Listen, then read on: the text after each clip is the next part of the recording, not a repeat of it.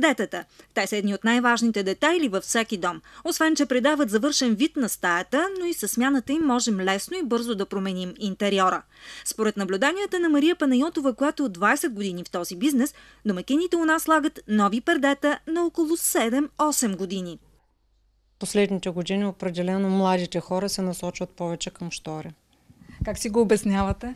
Не мога да кажа. Аз лично харесвам пердета. По-лесно се поддържат пердетата. Не, за мен в пердето има повече уют и романтика. Штората за мен лично е малко по-делово. За улеснение на домакините се предлагат комбинации пердета с дамаски. Малко са хората, които имат фантазия да се представят как биха изглеждали добре нещата. И затова това е голямо улеснение за голям процент от клиентите. Всъщност дамаските сега какви са модерни? Разбираме, че те трябва да се съчетаят с пердетата, но какво е модерно? Това, което съм показала тук, изключително модерни са класическите дамаски в момента. Класическото обзавеждане, класическите, въобще връщане към класиката има. Цветовете? Какви цветове сега са актуални? Земните тонове, естествените тонове, както и естествените материи. Това, че навлизаме в есента, задължително ли е домът ни да изглежда есенен? Може ли да изглежда пролетен, летен? В никакъв случай не е задължително, дори според мен обратно. Колкото навън е по-мрачно и есенно, е по-добре в дома ни да е по-уютно и съответно не означава, че трябва да е есенно и в дома ни. Флоралните мотиви? Отново са актуални. Вече трета-четвърта година подред продължават да са актуални флоралните мотиви. Новите колекции наново показват флорални мотиви. За кухнята е добре материите да бъдат леки и да пропускат достатъчно светлина. Търсят ли се пердета специално за кухнята? От едно известно време вече не. Тъй като се промени начина на организация на съвременните апартаменти и къщи, почти при нас няма клиент, който иска перде само за кухня.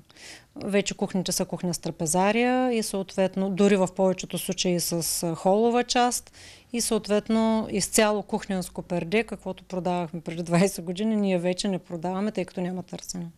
Детските пердета, имате обаче детски пердета, и които са много интересни, между другото. Нека да покажем. Детските пердета също няма много голям интерес, но като цяло има клиенти, които търсят и детски пердета. Тук с пеперутки. Едно от тях. Много интересно. Това е моя фаворит. Ето дома, което е много важно. Семейството, дома за едно дете. Още един вариант. Типично детско меченце, фигура, която е в детски играчки, детски мотив. Релси или корнизи. Тук също си има мода и предпочитания. И тук също актуални са и релси, и корнизи, пак зависи от предпочитанието на клиента. Има клиенти, за които корниза е най-доброто и най-красивото, но релсите също не са за подценяване, също добър вид окачване. Ако не сме готови за кардинална промяна у дома, можем да използваме цветните петна като акценти. За целта е достатъчно да сложим възглавници в любими тоналности. Продължава ли модната тенденция да си слагаме възглавници, защото с няколко възглавници можем да променим интериора на дома ни? Да, продължава и не само можем да го променим, ами така допринасяме за романтиката в дома. Слагат ли, търсят ли се възглавници? Търсят се, купуват се, правят.